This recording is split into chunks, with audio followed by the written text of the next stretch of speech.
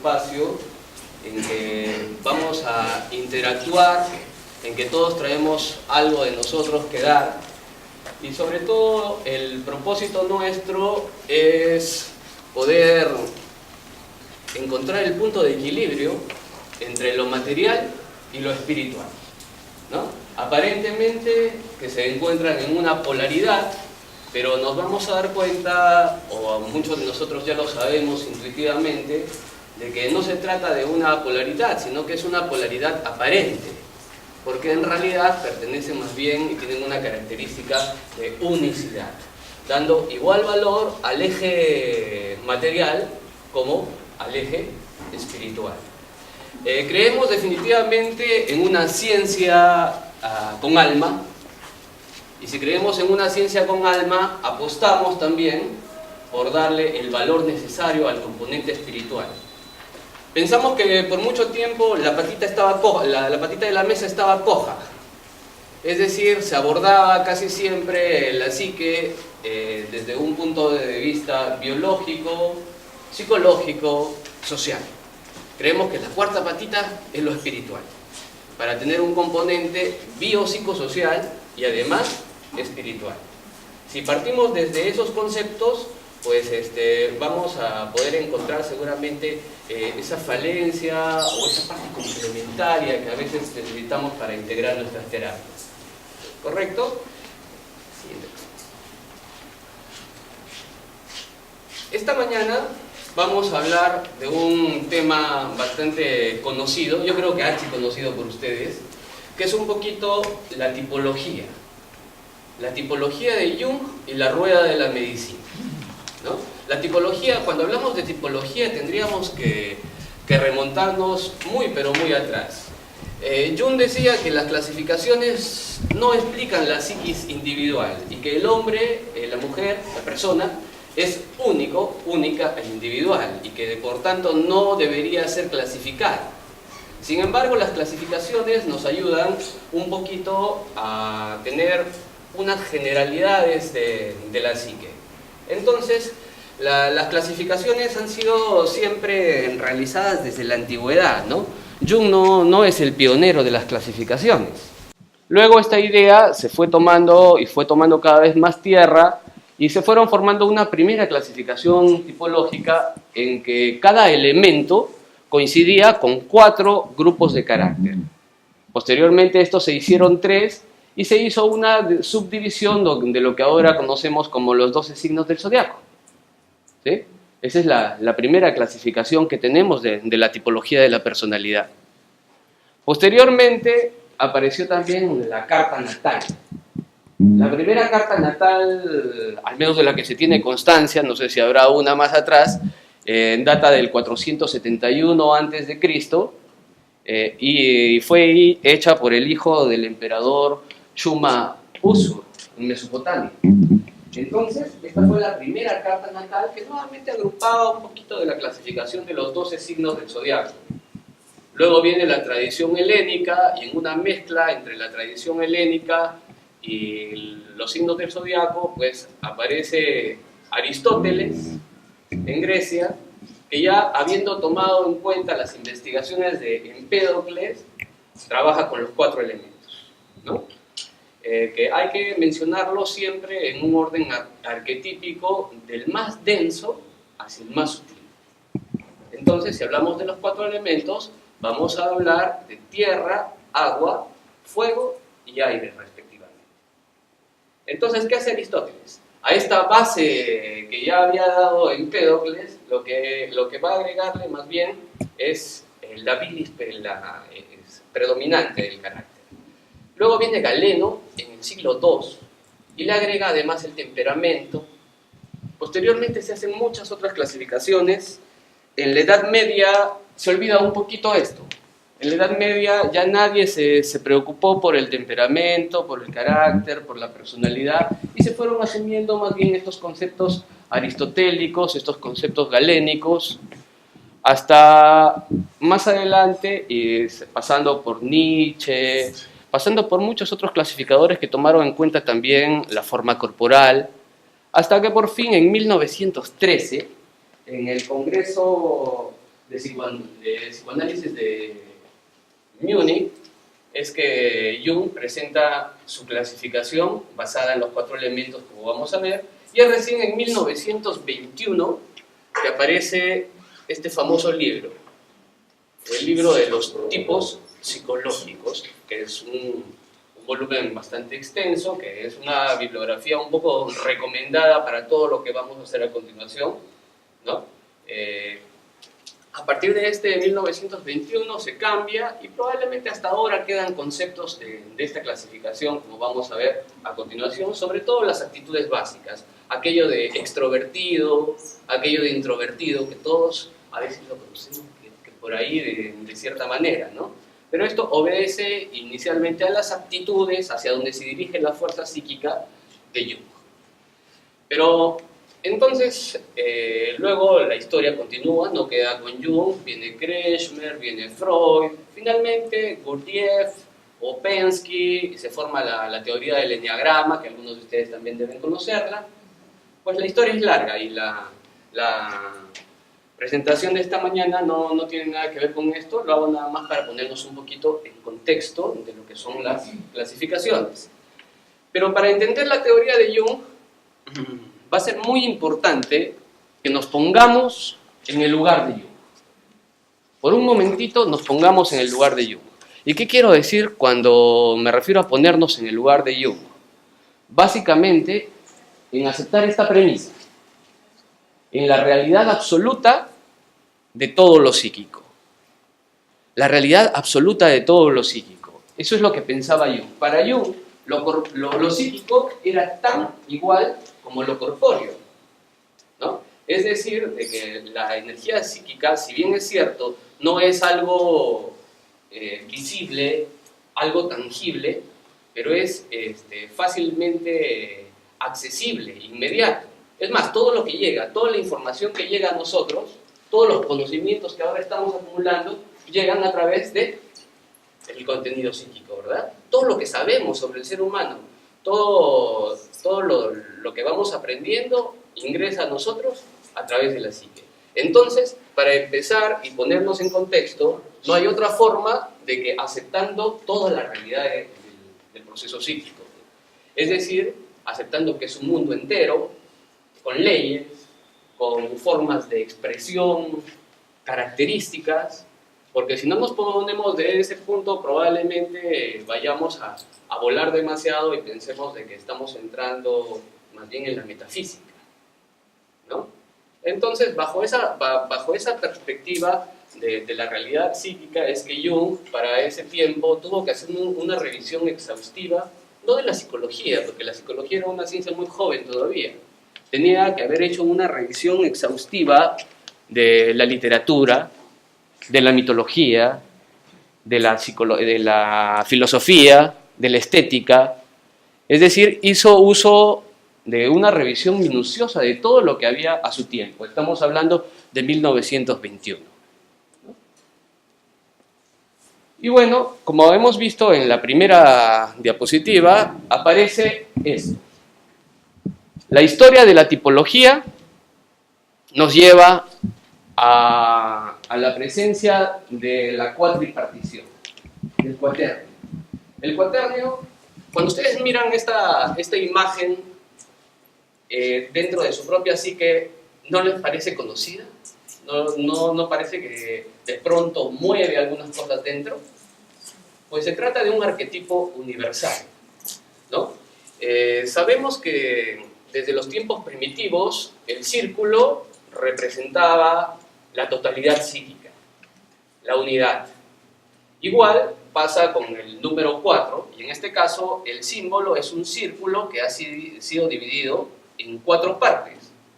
¿Y esas 4 partes qué significan? Significan la ciclicidad de cada una de las cosas, la ciclicidad de las estaciones, la ciclicidad de la vida misma, si nos ponemos a alojarnos aquí la infancia, la adolescencia, la adultez y la plenitud. También pueden ser las etapas de evolución de la humanidad, ¿no? Desde los estados ourobóricos indiferenciados, pasando por el paradigma matriarcal, Luego el paradigma patriarcal, que es el que nos está tocando vivir a cada uno de nosotros en este momento, hacia el paso a la alteridad, llegando finalmente a esto, ¿no? A la serpiente que va mordiendo su cola, ¿no? A la totalidad psíquica. Igual en la psique necesitamos que este concepto ancestral, este concepto arquetípico, es como vamos a dividir la psique. En la filosofía neoplatónica se ponía al hombre siempre dentro de, no de un círculo, sino de una esfera, en que tenía que estar en equilibrio entre los 4 puntos cardinales, pero también entre el cielo y la tierra. Cuando el hombre estaba, o la mujer, la persona, quiero ser machista con mis términos, estaba en el centro, obviamente su estado psíquico era el mejor, tenía a disposición todas sus funciones, pero cuando se alejaba de alguna función, probablemente se producían algunos desequilibrios o neurosis.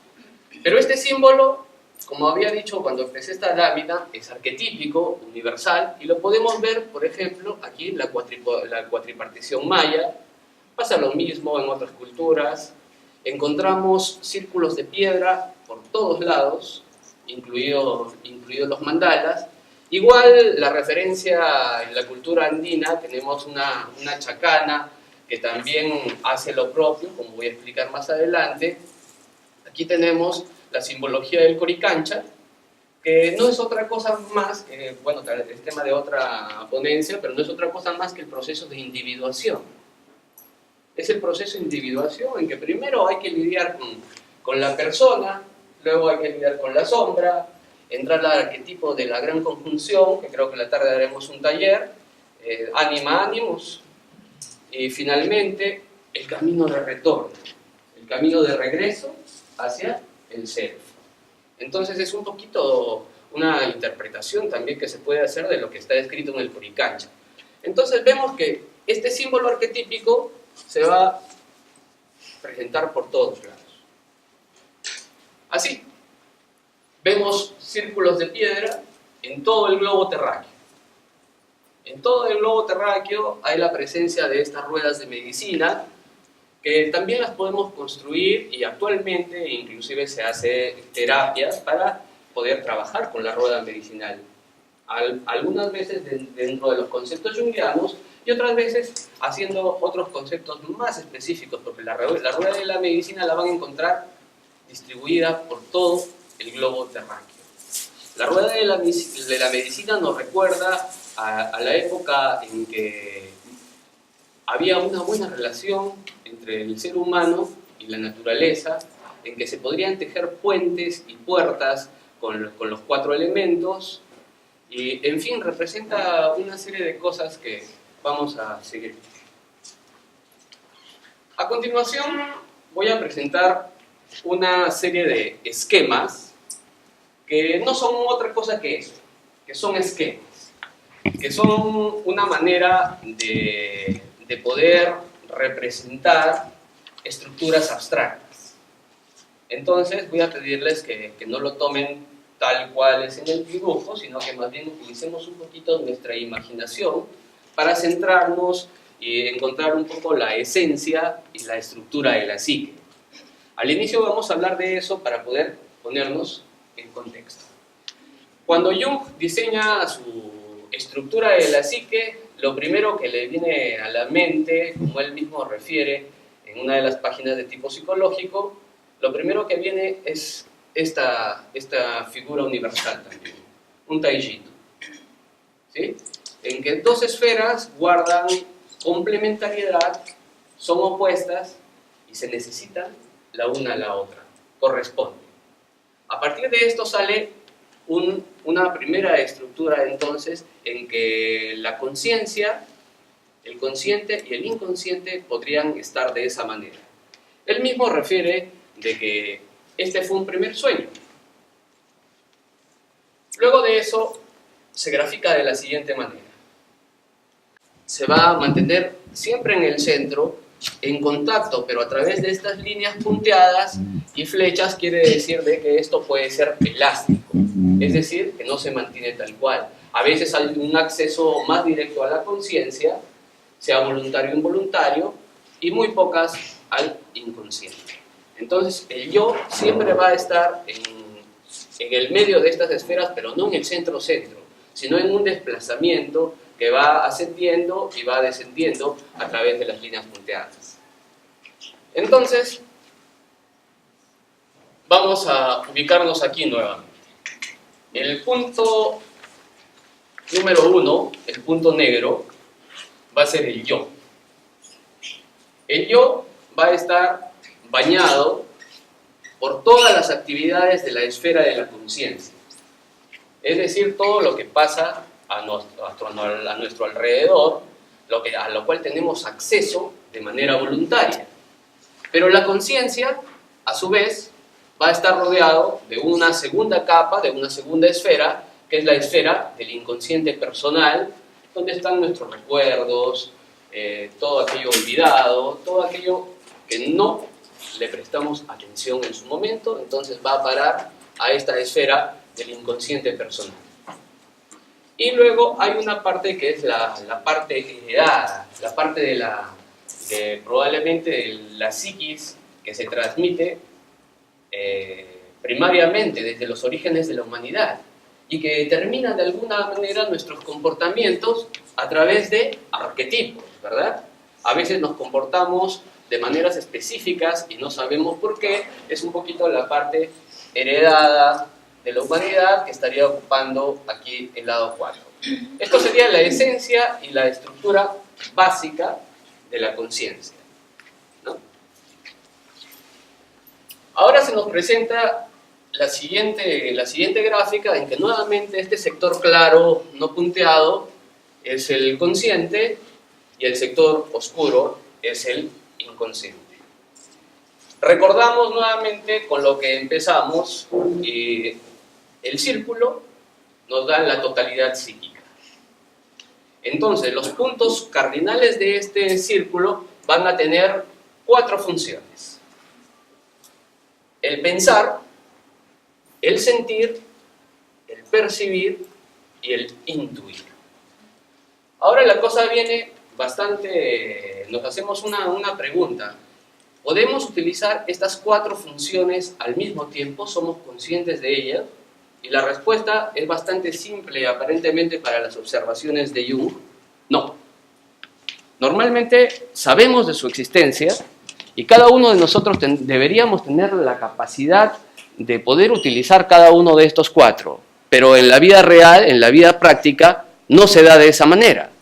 En la vida práctica, solamente con una de estas funciones, el hombre va a adaptarse a su medio, a su realidad. Y va a hacerla tan dominante, de que las otras funciones van a tomar un lugar aparentemente intermedio entre el consciente y el inconsciente, y una función se va a relegar por completo. Esta es una posición hipotética, recuérdenlo, ¿ya? O sea, vamos a encontrar en cada uno de nosotros, cuando hacemos un taller de personalidad basado en este modelo, tendríamos que aplicar unos cuestionarios. En este caso desarrollaron después de Jung unos cuestionarios Myers-Briggs, que es el tipo caracterológico, lo vamos a ver después, pero lo importante es identificar cuál de estas funciones de la conciencia predomina en nosotros. ¿Nos habremos podido dar cuenta? ¿Puedo hacer una pregunta? Claro que sí. Para hacerlo también claro, yo pensé que lo que planteaba Jung era de que utilizábamos, pero no éramos conscientes que utilizábamos esas funciones. No es así la cosa. La cosa se presenta de que tenemos las 4 funciones, pero hay una que se hace predominante, una que empieza a dirigir conscientemente nuestra vida, y como hemos dicho al inicio, son facultades que se corresponden, que se alternan y se compensan. Entonces, si es que en nuestra vida el pensar es la función predominante, ¿qué pasará? Buscaremos una segunda función auxiliar, que puede ser o el percibir o el intuir, pero significa que el sentir quedará relegado completamente en el inconsciente hasta la mitad de la vida, o hasta de que uno voluntariamente decida enfrentarse con esto y sacar. Hablamos de un hombre redondeado, de un hombre completo, quiero decir una persona, no quiero utilizar ese término, hablamos de una persona redondeada, una persona completa, cuando tiene la posibilidad de utilizar las 4 funciones. Cuando el fin de la terapia, el fin del análisis junguiano, justamente es tener a la mano estas 4. Pero para tener a la mano estas 4, primero tengo que haber identificado cuál es la que predomina en mí. Entonces, a esa que predomina en mí le voy a denominar función superior. ¿Ya? Podría ser el pensar para algunos, ¿no? Pero no siempre va a ser el pensar. Le damos la vuelta a la esfera y podría ser el intuir, o podría ser el sentir, o podría ser el percibir. Entonces la esfera va dando vueltas y cada uno va a ser diferente. Y es más, muchas veces los tipos no son muy específicos, sino son mixtos, por eso se habla de una segunda función a la cual le denominaremos función auxiliar. Las funciones auxiliares van a ser 2, la función auxiliar propiamente dicha y la función terciaria y finalmente la función inferior. Nos ponemos en este mismo esquema. Para este esquema, la función principal, la función superior es el pensar. Entonces, puede ser un pensar intuitivo o un pensar sensorial. Pero la parte del sentir va a quedar relegada en el inconsciente. Y mientras nosotros voluntariamente no cambiemos eso, no hagamos el trabajo, pues no se va a producir y probablemente nos mantengamos toda nuestra vida en un solo destino. Acá la idea es poder identificar. ¿De acuerdo? Estoy dejando entender. Y la cruz que habíamos visto al inicio, entonces no es que va de arriba a abajo, de izquierda a derecha. Lo que va a hacer es inicia arriba, en la función superior, atiende a uno de los lados, luego regresa y finalmente aquí. Lo vamos a explicar más a continuación. Entonces, función principal, funciones auxiliares y función inferior que queda en el subconsciente, que queda en el inconsciente y vamos a tratar de sacarla de la siguiente. Entonces, un poquito para tomarnos más específicos con las funciones de la conciencia. El pensamiento nos dice lo que eso es. Es decir, emite un juicio de valoración si esto es verdadero o si esto es falso. ¿Y a través de qué? Del conocimiento que vamos adquiriendo. El conocimiento que vamos adquiriendo nos permite hacer una disquisición racional, por supuesto, de lo que es. El pensamiento se ocupa de la realidad objetiva, del juicio, del análisis impersonal. El pensamiento todo el tiempo se anda preguntando, ¿qué significa eso? ¿Será verdadero? ¿Será falso? Y es en función a nuestro conocimiento acumulado que podemos decir lo que eso es. Se valora la coherencia y los principios abstractos. El pensamiento juzga, discrimina una cosa de la otra, y el pensamiento nos hace ser racionales. Se llega a conclusiones utilizando la lógica y la objetividad, y hablamos de que el pensamiento junto con el sentimiento son funciones racionales. Así las puso Jung. Son funciones racionales en función a que ambas utilizan juicios. Ambos tienen que calificar. ¿Sí? La siguiente, por favor. El sentimiento, en cambio, hace una valoración más bien de lo que vale y de lo que no vale. De lo que nos gusta y de lo que no nos gusta. De lo agradable y de lo desagradable. Es decir, como función racional, volvemos que el pensamiento y el sentimiento son funciones racionales. Como función racional determina el valor de algo, ¿no? El valor de las cosas, cuánto me gusta, cuánto no me gusta, como habíamos dicho. Y tienden a preocuparse por hallar lo que tiene importancia o valor para ellos mismos y para los demás. Pensamiento y sentimiento, funciones racionales. Ambas hacen juicios. Ambas discriminan entre esto o aquello. ¿De acuerdo? Las otras dos las vamos a llamar funciones irracionales. ¿Por qué irracionales? Porque básicamente tanto percepción como intuición son formas de percibir en que no se hace juicio. La intuición se dice que es la percepción hacia adentro, la percepción del inconsciente. Es decir, veo la cosa a nivel de posibilidades, simplemente porque lo siento, porque lo intuyo. Normalmente, hago un paréntesis aquí, en nuestra sociedad, en las personas que vivimos en la ciudad, muchas veces la intuición ha sido llevada hasta la parte inferior a propósito, porque simplemente no le damos el espacio que merece.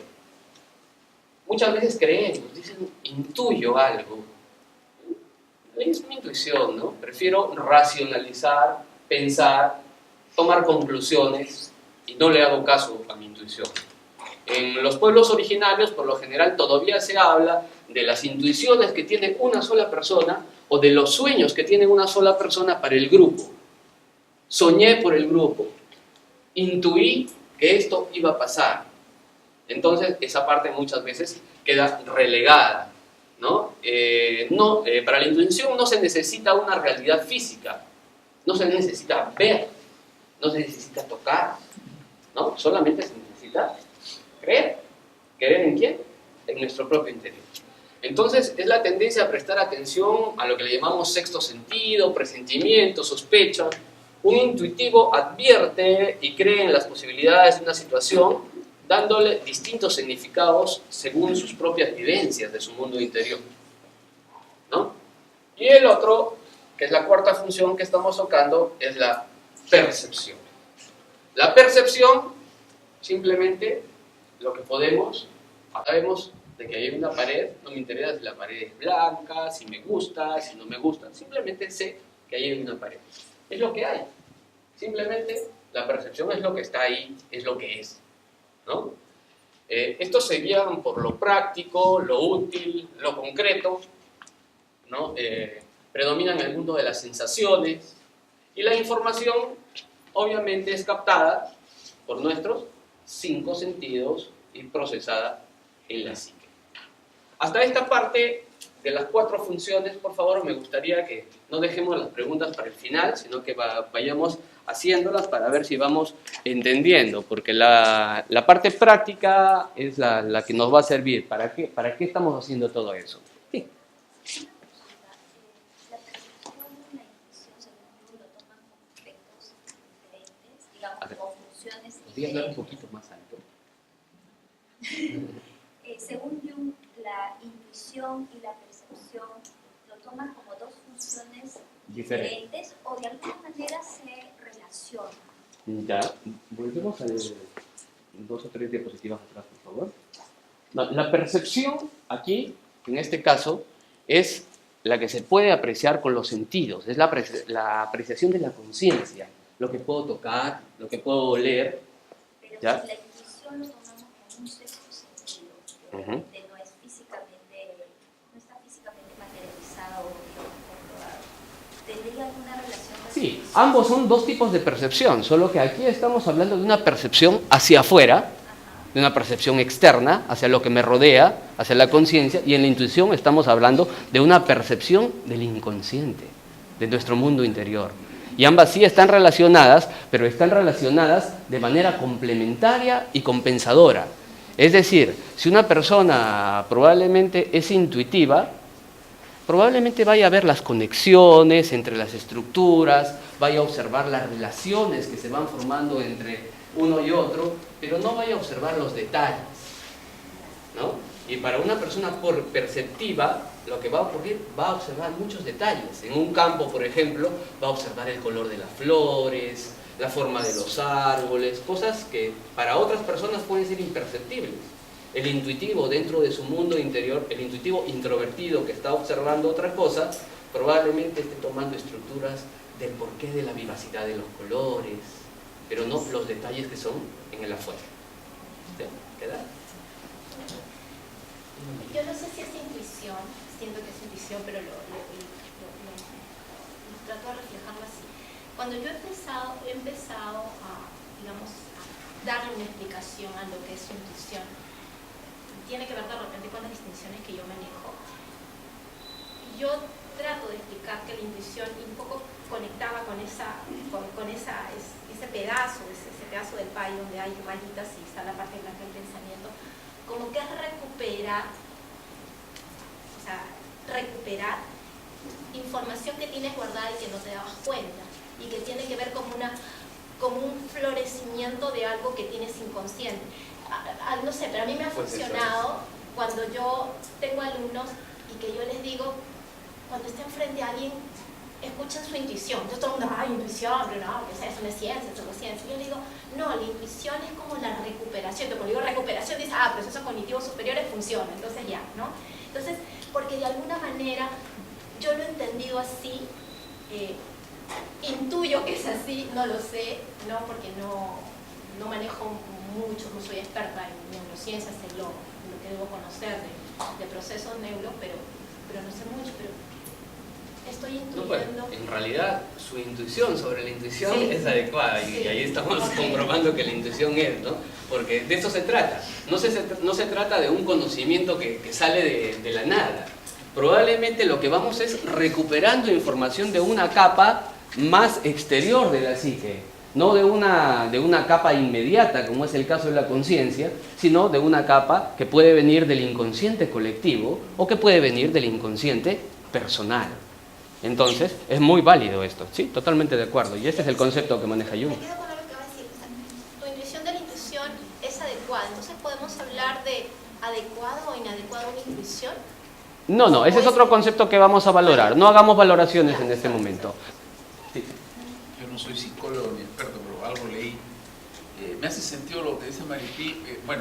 Yo leí un libro que en este tema de la intuición, esa información de que tú hablas es tan rápida que es imposible describirla. Correcto. Por lo tanto, teóricamente va a ser imposible que te explique qué es la intuición. Es muy rápido.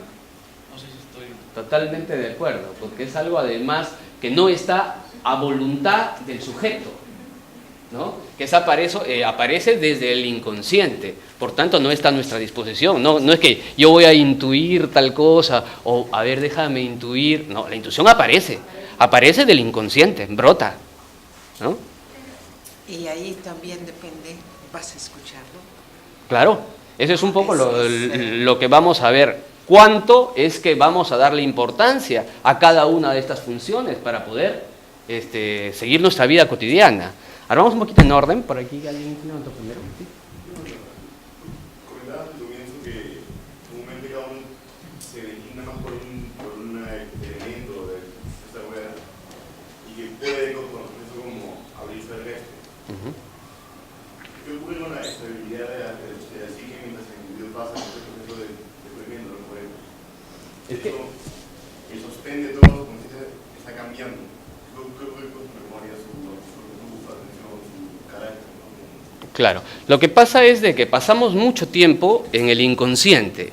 Los seres humanos nacemos en un estado inconsciente y vamos creciendo en un estado consciente. En los sueños estamos en un estado inconsciente igual. Entonces, la pregunta es, ¿cómo es que este elemento o esta función de la conciencia aparece? Y ahí Jung se encuentra con un gran interrogante, que aparentemente está genéticamente determinado. Es decir, por toda la historia de la humanidad y todo lo que va ocurriendo, a cada quien le toca de inicio, ojo, no quiere decir que sea para toda la vida, tener una función predominante. En función a su cultura, en función a sus creencias, a su realidad social. Y a partir de ahí, podríamos no darnos cuenta de esto toda la vida. Si no nos preguntamos, si no nos introspeccionamos y decimos, pero ¿cómo soy yo? ¿Qué tipo? Habiendo tantas clasificaciones, hemos dicho que la humanidad desde el signo del zodiaco hasta nuestros días ha hecho un N de clasificaciones. Pero a veces el ser humano se pregunta, ¿cuál soy yo? Muchas veces no, se pasa toda la vida. Sin embargo, pasa algo bien interesante, que a partir de la segunda mitad de la vida, llámese de los 40 años adelante, cuando se han terminado de satisfacer los instintos inmediatos, de supervivencia, de reproducción, de comunicación, lo que va a pasar es que el ser humano empieza a dar la vuelta. Es decir, que el extrovertido automáticamente irá pasando a ser introvertido. La función auxiliar, la función inferior de la cual habíamos negado, habíamos puesto aparte, empieza a aflorar del inconsciente y llega sola. O sea, va a llegar, de todas maneras va a llegar el cambio de función. Pero lo importante sería que cada uno de nosotros, de nosotras, se tome el trabajo de ver qué tipo psicológico soy yo, si me quiero alinear a esta clasificación, y empiece a trabajarse de modo de que en algún momento pueda ser un individuo que tiene a la mano las 4 funciones. Es decir, hacer emerger esta función o esta, la que vaya haciendo de función inferior. ¿Sí? ¿Nos dejamos entender? Entonces, la función superior nos gobierna la primera mitad de la vida. Y a la segunda mitad de la vida se da la vuelta. Y no sé si cuántos de aquí están sobre los 40, pero no van a decirme seguro, pero los que están sobre los 40 se van a dar cuenta de que de una manera casi subrepticia, sin dar cuenta, los intereses cambian, las motivaciones cambian, las actividades cambian, ¿no? Entonces nos van gustando otras cosas. De pronto descubrimos que ya no somos los que fuimos ayer, que algo ha cambiado en nosotros. Y de pronto también el resto también se da cuenta. Entonces la estructura es de que va a pasar de todas maneras. El proceso de individuación de cada uno, el regreso al self, va a ocurrir de todas maneras. Pero es terrible, por poner algún calificativo, que pase muy cercano a la muerte, ¿no?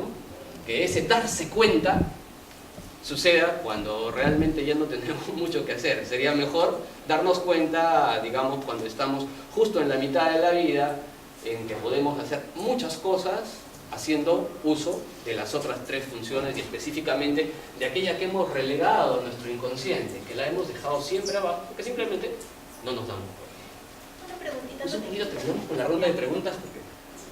Alguien que no preguntó, por favor, porque si no nos vamos a demorar más de la cuenta y hay que respetar al siguiente expositor. ¿Podría decirse que la vida misma y lo que uno va pasando a través del desarrollo de alguna de estas funciones te prepara para eso? Sí, efectivamente. La vida misma, Jung le denomina proceso de individuación. El proceso de individuación lo voy a mostrar en otra lámina, así que voy a poder contestarle la pregunta, pero es en realidad la vida misma quien nos lleva al retorno. O sea, no hay nada que buscar afuera. El final de la individuación es ser como uno es.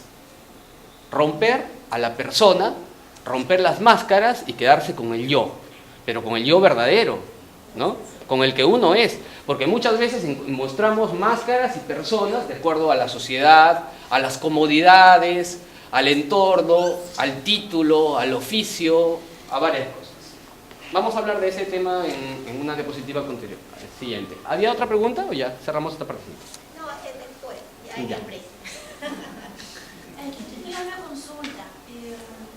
Yo trabajo en un colegio, tenemos área de estimulación temprana, inicial y primaria. Y yo, bueno, a mí me han dado la carta abierta a yo decidir a qué local ir, porque son diferentes locales. Porque al local que yo voy, siempre pasa algo ese día y yo estoy ahí para solucionarlo. Usualmente, yo recibo en la puerta a los niños, ¿no? Soy muy cariñosa, los abrazo, los acaricio, y de pronto, mamita, dentro de 2 horas le va a empezar la fiebre, más mía. ¿Lo dejamos o lo llevamos? No, mami, no pasa nada, todo está bien, no le digo nada mal. Y a las 2 horas, mami, ya le dio fiebre, tiene 38 y medio. No, yo sé, no, esto no está bien, acá algo le falta. No, ¿estás bien? ¿Cómo le fue? ¿Durmió bien? ¿No durmió? Hoy día no he desayunado, ¿no? Y estoy así con mis alumnos permanentemente y entrando a los salones en los que incluso me ha pasado, ¿no? Yo me siento en un salón a ver la clase y de pronto uno de mis alumnos se desmaya y en ese momento descubrimos que tiene epilepsia. Ni siquiera lo sabían sus papás y yo estoy ahí y lo cojo en el momento. ¿No? Entonces, ¿qué es? ¿Es intuición? ¿Es sentimiento? Porque yo siento que estoy valorando a mis alumnos, estoy valorando lo que ocurre. Bueno, yo sé que no es pensamiento porque simplemente yo me levanto y digo, yo voy a ir a este local. Y me voy. Es que la cosa ahí no es tan fácil. Habíamos dicho de que para ubicarse no simplemente vamos a mirar hacia dónde se mueve la energía psíquica, como es el ejercicio que estás haciendo en este momento. Estás haciendo un ejercicio de autoobservación. Pero resulta que Jung y los post-jungianos diseñaron una serie de test para poder ubicar un poquito la posición en la cual nos encontramos. Así que lo que usted está haciendo es un muy buen ejercicio, pero sin embargo sería muy arriesgado pensar de que es intuitiva a su función superior sin hacer otras cosas. Habría que hacerlo más individualmente. ¿De acuerdo? La siguiente, por favor. Pasamos a donde estábamos. Ya. Entonces, como les había dicho, las funciones no son totales en cada persona. Es decir, a partir de estas funciones que son contrarias, tenemos dos funciones racionales, que son el pensar y el sentir, y dos funciones irracionales, que son el percibir y el intuir, ¿no? Estas pueden mezclarse biunívocamente y hablar de varios tipos, ¿no? Un pensar empírico, un pensamiento intuitivo, un sentimiento intuitivo y un sentimiento sensorial. Este pastel nos va a servir muchas veces porque hay tipos de personalidad o tipos de elementos que se llevan bien con otros en función a su estructura psíquica, y es la razón fundamentalmente de nuestras buenas o malas relaciones, ¿no? Muchas veces nos encontramos con dos personas que tienen tipos muy opuestos, con características muy opuestas, entonces obviamente no se va a poder llevar porque habíamos dicho de que es compensador, opuesto, complementario, entonces simplemente no va a servir. Igual para la formación de equipos de trabajo. Muchas veces los equipos de trabajo no funcionan en función a que son de características muy opuestas. Entonces, en la realidad, conocer las funciones tiene bastante utilidad, ¿no? Aquí se nos presenta un nuevo esquema. Tenemos igual las funciones ubicadas en los 4 puntos cardinales, no nos salimos del arquetipo de la rueda medicinal, que vamos a verlo luego, y aquí se ubica el yo entre el mundo objetivo y el mundo subjetivo. Pero va a pasar una cosa bien interesante aquí, hay una esfera más grande que está encima del yo, ¿se dan cuenta? Y que no permite que el yo entable relación con el mundo objetivo. Aquí va a haber un acuerdo, un contrato entre el yo y la sociedad que se va a dar a través de la persona. La persona es aquella que muchas veces inclusive se vuelve una máscara, ¿no? En que nos toma por completo, actuamos de tal manera que deviene tan habitual que hasta nosotros mismos creemos esto. Por ejemplo, el oficio, el título, muchas veces el profesor actúa como profesor, se comporta como profesor, hace las cosas como profesor y está cada vez más escondiendo su yo del mundo objetivo. Es decir, nos mostramos no como lo que somos, sino a través de lo que hemos podido forjar en nuestra vida actual, ¿no? Muchas veces cuando vamos a una presentación, y por eso al inicio yo decía que solamente está bueno que me presente con mi nombre y nada más, era por esto mismo, porque los títulos van haciéndose personas. Es decir, ya somos el médico, el psicoterapeuta, ya no Juan, ya no Pedro. Dejamos el yo cada vez más adentro y nos la vamos creyendo. Vamos tomando esa forma de cómo esta persona se ha adaptado a su medio. Sea por la fuerza o sea por comodidad, pues me conviene muy adecuadamente tener un título, presentarme como el doctor. Finalmente, el doctor y de adentro, cada vez más lejano, cada vez más lejos de ser quien es, ¿no? Entonces, esta persona, normalmente en un individuo que se integró bien en su mundo interior y se integró bien en su mundo exterior, no va a haber problema, porque esta persona más bien será una barrera como elástica, que puede ir cediendo y puede ir ampliándose de acuerdo a las conveniencias. Pero si no hemos integrado estas funciones, seguramente el primer paso para poder ir al camino de individuación al camino de volver a nosotros mismos, ¿cuál será? Enfrentarnos con la persona, inclusive antes de la sombra, ¿no? Hay que enfrentarnos a esta persona que no somos, alejarla cada vez más de nosotros, saber de que pues, no es real, es parte de nuestra estructura mental, de nuestro concepto, de la estructura que hemos formado a nuestro alrededor para adaptarnos ante una sociedad que exige cada vez más, pero que no somos nosotros mismos, ¿de acuerdo? Entonces, el mundo subjetivo sí va a estar a nuestro alcance en función de que lo trabajemos, pero el mundo objetivo se va a alejar más en función de esto. ¿Ese es el ego? Es que para aquí hay un tema que tenemos que discernir, y a mí me pasó al inicio también cuando empezaba los estudios junguianos, de que para Jung el ego es el yo, está íntimamente ligado. Entonces, si es que hablamos del ego en términos coloquiales, a veces afirmamos se nos está inflando el ego, ¿no? Pero estamos hablando de otra clasificación. Lo que estamos hablando es que estamos poniendo más bien más persona al yo. ¿De acuerdo? Pero no solo bastan las 4 funciones, también es necesario conocer las actitudes. Las actitudes de la conciencia son modos psicológicos de adaptación y pueden ser 2 según cómo nosotros reaccionemos hacia el afuera o hacia el adentro, es decir, hacia dónde dirijamos la energía psíquica. En la extroversión, el movimiento de energía es hacia el mundo exterior, ¿no? Está dirigido al mundo exterior, el objeto es el que tiene más importancia, predomina siempre el objetivo. Y en la introversión, el movimiento de energía es más bien hacia el mundo interior. Predomina el sujeto, predomina más lo subjetivo. El sujeto o la realidad psíquica son más importantes para este individuo introvertido que para el extrovertido. Bueno, ¿y qué tienen en común la ancestral rueda de medicina de la cual hemos hablado al inicio y la tipología de Jung? Pues aparentemente nada. Pero si nosotros vemos fenomenológicamente, están asociados inclusive desde su formación. Ya vieron cómo Jung va al análisis de los 4 elementos para poder continuar. La siguiente, por favor. Otra más. Entonces tenemos aquí el percibir, el sentir, el intuir y el pensar. Pero junto a eso, en la rueda, vamos a ver que se ha correlacionado, como dicen los post-jungianos, el percibir con el elemento tierra, ¿sí? El sentir con el elemento agua, el intuir con el elemento fuego y el pensar con el elemento aire. Entonces, vamos un poquito con los tiempos, así que dejamos las preguntas para el final, por favor. Entonces, nuevamente relacionamos lo mismo, ¿no? Y vamos a darnos cuenta de que estos tipos tienen una correspondencia biounívoca fundamental y se corrobora, igual con el proceso de individuación de la persona.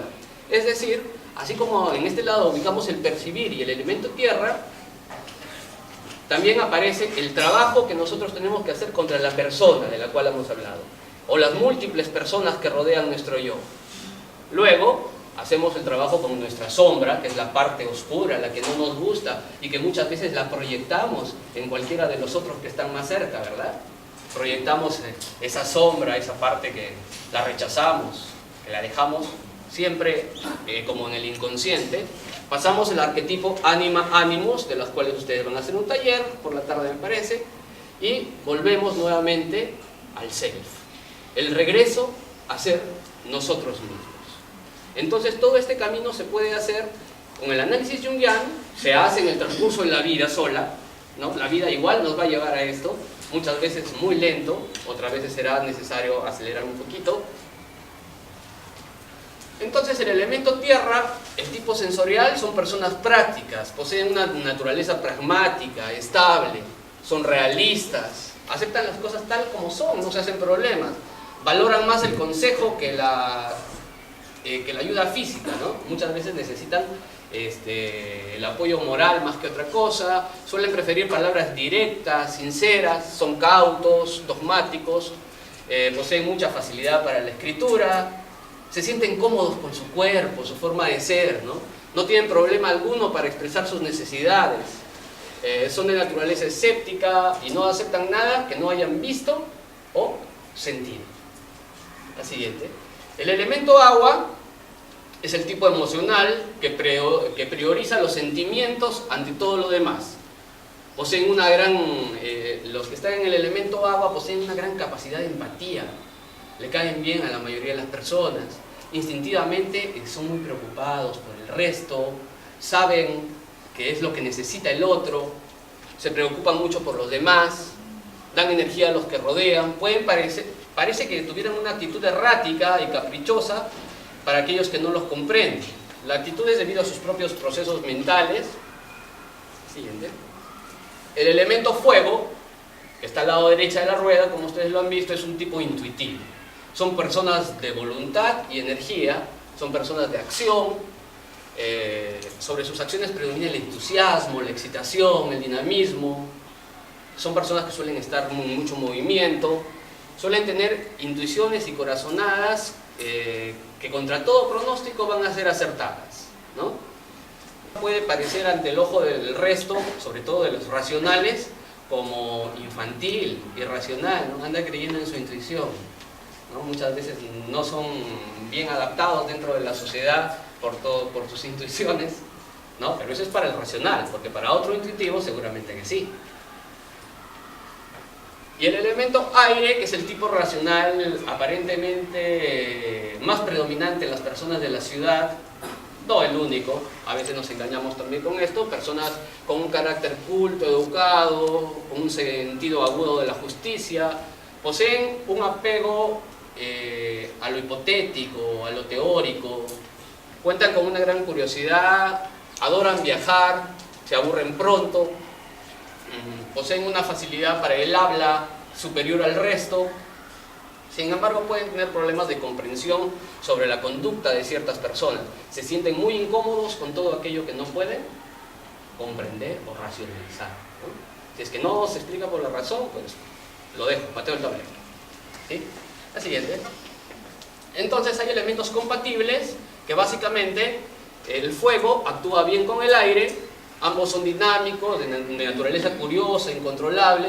El agua actúa bien con la tierra. Es decir, personas que son fuego y aire, pues tienen una linda relación, igual que las personas que son agua y tierra, ¿no? Y hay algunos que son incompatibles, como el agua y el aire, que son incompatibles, ¿no? El pensar y sentir son dos modos de evaluar y de reconocer las cosas con la experiencia, y el fuego y la tierra también los consideramos como elementos incompatibles. Y bueno, para finalizar, porque me está diciendo que ya estamos con el tiempo, creo que este taller da un poquito más, pero lo veremos en otra ocasión. El equilibrio y la armonía de las 4 funciones psicológicas son un prerequisito para la salud mental. Es decir, voluntariamente nosotros tenemos que conseguir transitar hacia el centro de la esfera. Recorrer el camino del centro un poco va a ser nuestro objetivo. No alejarnos de estos 4 puntos, sino mantenerlos y disponer de ellos cada vez que los necesitemos, pero ya no de manera inconsciente, sino de manera consciente, es decir, hacer consciente todo aquello que está inconsciente. Y bueno, subrayamos y terminamos con esto, que lo decía mucho Jung: quien habla con imágenes primitivas, habla como con 1000 voces, conmueve y al mismo tiempo subraya lo que señala. Es decir, que el símbolo, en este caso que hemos mencionado, el círculo, con sus 4 divisiones, solo al verlo ya nos está diciendo muchas cosas que nosotros no sabemos desde el inconsciente. Bueno, los tiempos nos han ganado rápidamente, así que agradezco mucho su atención a todos y a todas.